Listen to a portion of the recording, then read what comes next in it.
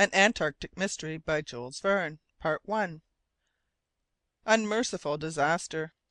In the morning after breakfast it was decided that the men should begin to dig a sloping bed which would allow the Halbrane to slide to the foot of the iceberg.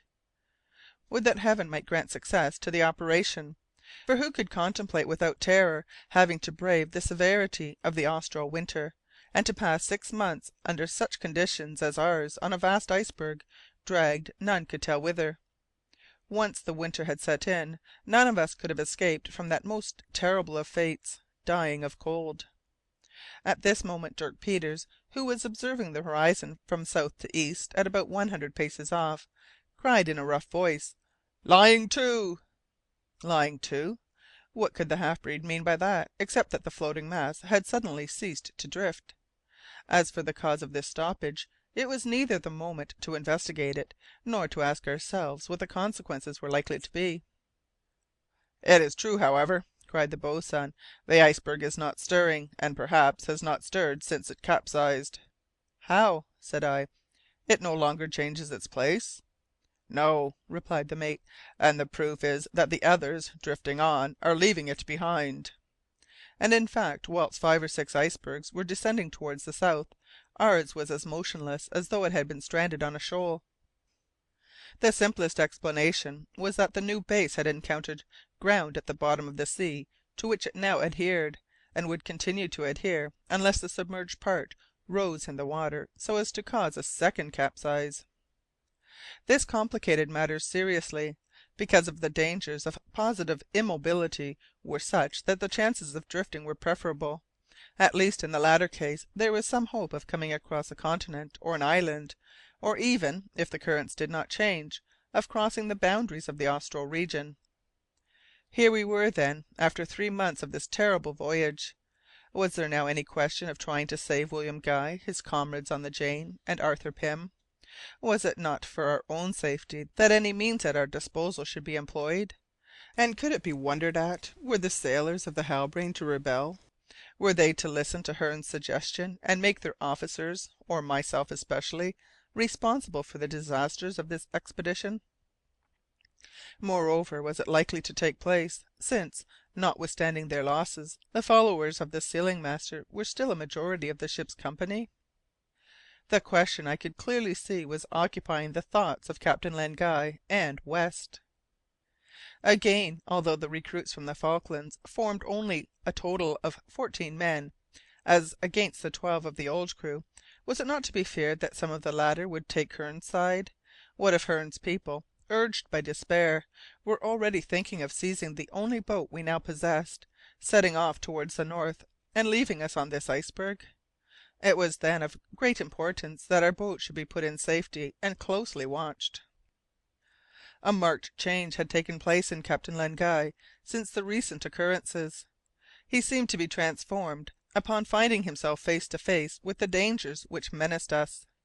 Up to that time he had been solely occupied in searching for his fellow countrymen. He had handed over the command of the schooner to West, and he could not have given it to anyone more zealous and more capable. But from this date he resumed his position as master of the ship, and used it with the energy required by the circumstances. In a word, he again became sole master on board, after God. At his command the crew were drawn up around him on a flat spot a little to the left of the Halbrane. In that place the following were assembled: on the senior's side, Martin Holt and Hardy; Rogers, Francis, Gratian, Bury, Stern, the cook, Endicott, and I may add Dirk Peters; on the side of the newcomers, Hearne and the 13 other Falkland sailors. The latter composed a distinct group. The sealing master was their spokesman, and exercised a baneful influence over them. Captain Len Guy cast a stern glance upon the men, and said in a sharp tone, "Sailors of the Halbrane, I must first speak to you of our lost companions. 5 of us have just perished in this catastrophe." "We are waiting to perish in our turn in these seas, where we have been dragged in spite of—" "Be silent, Hearne!" cried West, pale with anger. "Or if not—" "Hearne has said what he had to say," Captain Len Guy continued coldly. "Now it is said, and I advise him not to interrupt me a second time." The sealing master might possibly have ventured on an answer, for he felt that he was backed by the majority of the crew, but Martin Holt held him back, and he was silent. Captain Len Guy then took off his hat and pronounced the following words with an emotion that affected us to the bottom of our hearts: "We must pray for those who have died in this dangerous voyage, which was undertaken in the name of humanity. May God be pleased to take into consideration the fact that they devoted their lives to their fellow creatures, and may He not be insensible to our prayers. Kneel down, sailors of the Halbrane." They all knelt down on the icy surface, and the murmurs of prayers ascended towards heaven. We waited for Captain Len Guy to rise before we did so. "Now," he resumed, "after those who are dead come those who have survived. To them I say that they must obey me, whatever my orders may be, and even in our present situation I shall not tolerate any hesitation or opposition. The responsibility for the general safety is mine, and I will not yield any of it to anyone. I am master here, as on board." "On board when there is no longer a ship," muttered the sealing master. "You are mistaken, Hearne. The vessel is there, and we will put it back into the sea. Besides, if we had only a boat, I am the captain of it. Let him beware who forgets this." That day Captain Len Guy, having taken the height of the sun by the sextant, and fixed the hour by the chronometer, both of these instruments had escaped destruction in the collision, obtained the following position of his ship: South latitude 88° 55', west longitude 39° 12'. The Halbrane was only at 1° 5', about 65 miles from the South Pole. "All hands to work," was the captain's order that afternoon, and every one obeyed it with a will. There was not a moment to lose, as the question of time was more important than any other. So far as provisions were concerned, there was enough in the schooner for 18 months on full rations, so we were not threatened with hunger, nor with thirst either, notwithstanding that, owing to water casks having been burst in the collision, their contents had escaped through their staves. Luckily the barrels of gin, whisky, beer, and wine, being placed in the least exposed part of the hold, were nearly all intact. Under this head we had experienced no loss, and the iceberg would supply us with good drinking water. It is a well known fact that ice, whether formed from fresh or salt water, contains no salt, owing to the chloride of sodium being eliminated in the change from liquid to the solid state. The origin of the ice, therefore, is a matter of no importance.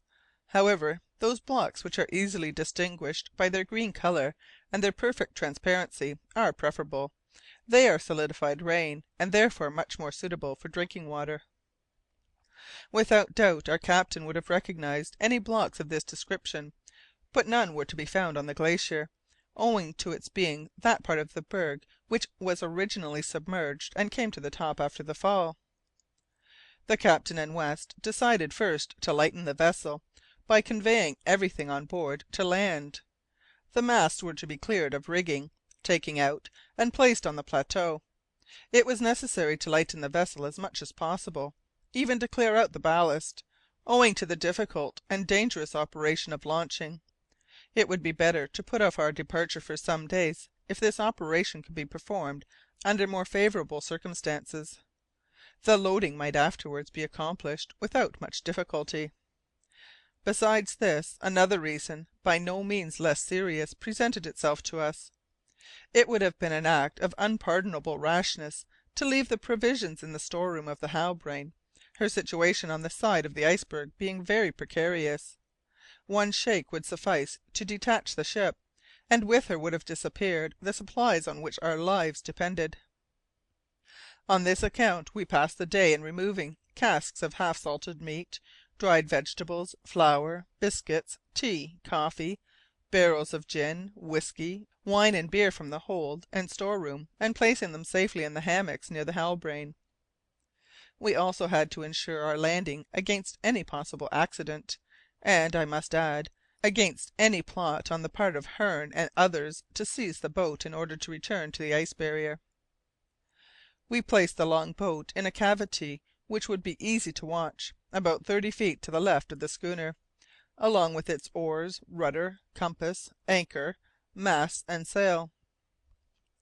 By day there was nothing to fear, and at night, or rather during the hours of sleep, the boatswain and one of the superiors would keep guard near the cavity, and we might rest assured that no evil could befall. The 19th, 20th, and 21st of January were passed in working extra hard in the unshipping of the cargo, and the dismantling of the Halbrane. We slung the lower mast by means of yards forming props. Later on, West would see to replacing the main and the mizzen masts; in any case, we could do without them until we had reached the Falklands or some other winter port. Needless to say, we had set up a camp on the plateau of which I have spoken, not far from the Halbrane. Sufficient shelter against the inclemency of weather, not unfrequent at this time of the year, was to be found under tents constructed of sails placed on spars and fastened down by pegs. The glass remained set fair. The wind was northeast, the temperature having risen to 46°, 2.78° Celsius. Endicott's kitchen was fitted up at the end of the plain, near a steep projection by which we could climb to the very top of the berg. It is only fair to state that during these 3 days of hard work no fault was to be found with Hearne. The sealing master knew he was being closely watched, and he was well aware that Captain Len Guy would not spare him if he tried to get up insubordination amongst his comrades. It was a pity that his bad instincts had induced him to play such a part, for his strength, skill, and cleverness made him a very valuable man, and he had never proved more useful than under these circumstances.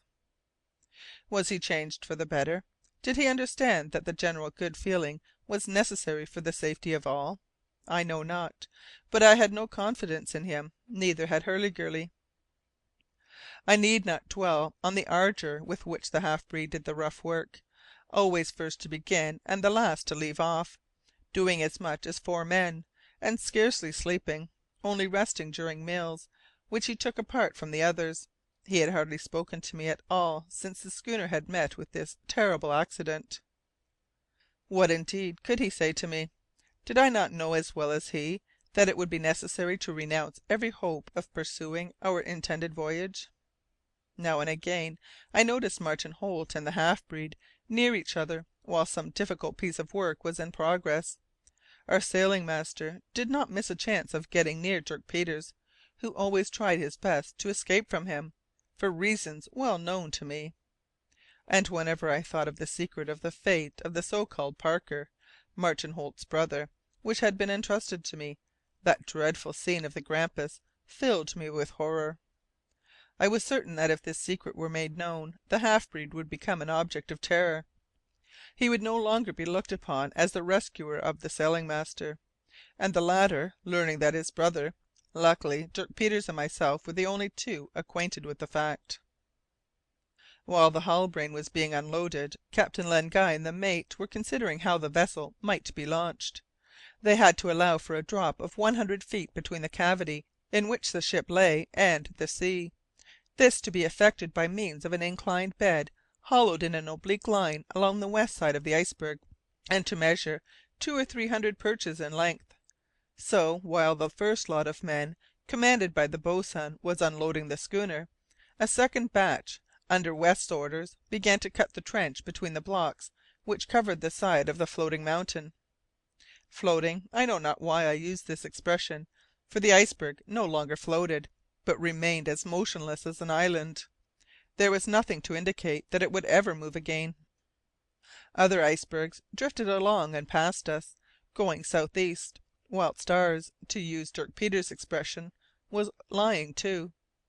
Would its base be sufficiently undermined to allow it to detach itself? Perhaps some heavy mass of ice might strike it and set it free by the shock. No one could predict such an event, and we had only the Halbrane to rely upon for getting us out of these regions. We were engaged in these various tasks until the 24th of January. The atmosphere was clear, the temperature was even, and the thermometer had indeed gone up 2 or 3 degrees above freezing point. The number of icebergs coming from the northwest was therefore increasing. There were now 100 of them, and a collision with any of these might have a most disastrous result. Hardy, the caulker, hastened first of all to mend the hull. Pegs had to be changed, bits of planking to be replaced, seams to be caulked.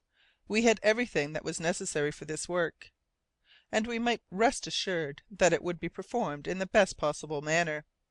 In the midst of the silence of these solitudes, the noise of the hammers striking the nails into the side, and the sound of the mallet stuffing tow into the seams, had a startling effect. Sea gulls, wild ducks, albatross, and petrels flew in a circle round the top of the berg, with a shrill screaming, and made a terrible uproar. When I found myself with West and the captain, our conversation naturally turned on our situation and how to get out of it, and upon our chances of pulling through. The mate had good hopes that if no accident occurred the launching would be successfully accomplished. The captain was more reserved on the subject, but at the thought that he would have to renounce all hope of finding the survivors of the Jane, his heart was ready to break. When the Halbrane should be ready again for the sea, and West should inquire what course he was to steer, would Captain Len Guy dare to reply "to the south"? No, for he would not be followed either by the new hands or by the greater portion of the old members of the crew.